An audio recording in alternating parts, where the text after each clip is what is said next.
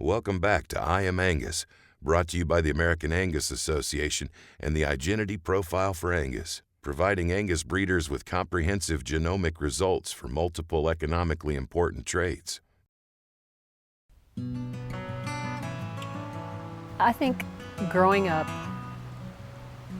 the best memory that I have is my cousin and I were always the ones who had to do the milking.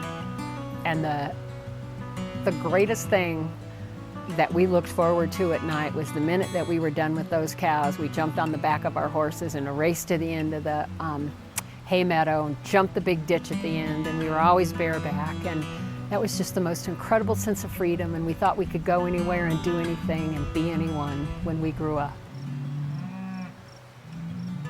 Every Memorial Day, my aunt and uncle would take us to the cemetery in Yampa, where we had a whole row of tombstones or headstones that went back to the Civil War. And growing up, I thought that that was everybody's heritage. I thought everybody had that kind of background to look towards. And I realize now what an incredible gift I was given and how fortunate I was to have that sense of history.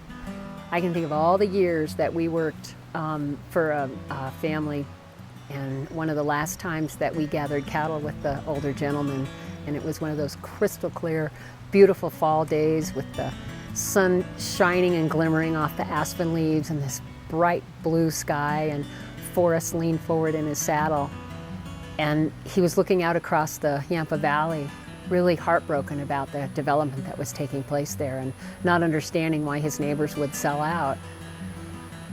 And when I asked him how he felt about it, he looked at me and he said, you know, as long as you have the land, you have something. But when you sell the land, you got $1, and when the dollar's gone, you got nothing.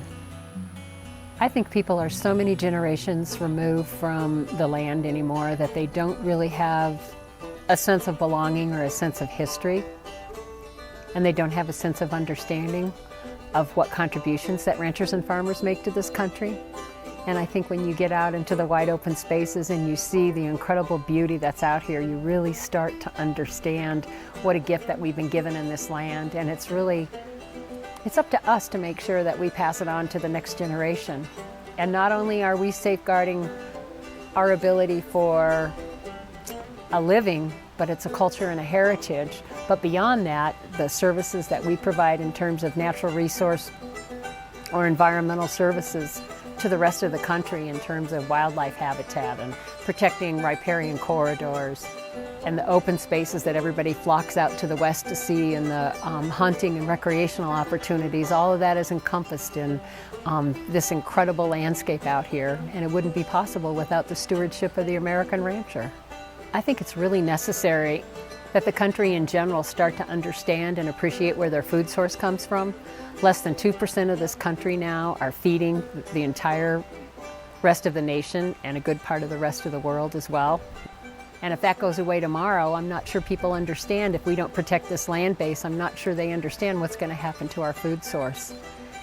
And I think that's critical for us to be able to deliver the type of education and information to make sure that Joe Blow walking down the street in downtown Denver understands that. Well, you know, somebody told me a long time ago that if you know this much about who you are and what you believe, and you know you're right, then you share that much. And that's what we can start out with as an industry is, if you know just a little bit about your lifestyle and all the good things that you're accomplishing in terms of your stewardship, you can share that with the guy next door. You can share it with the guy at the grocery store, or the woman trying to pick up that steak and trying to decide what to buy for dinner. You start out with what you know and you go from there.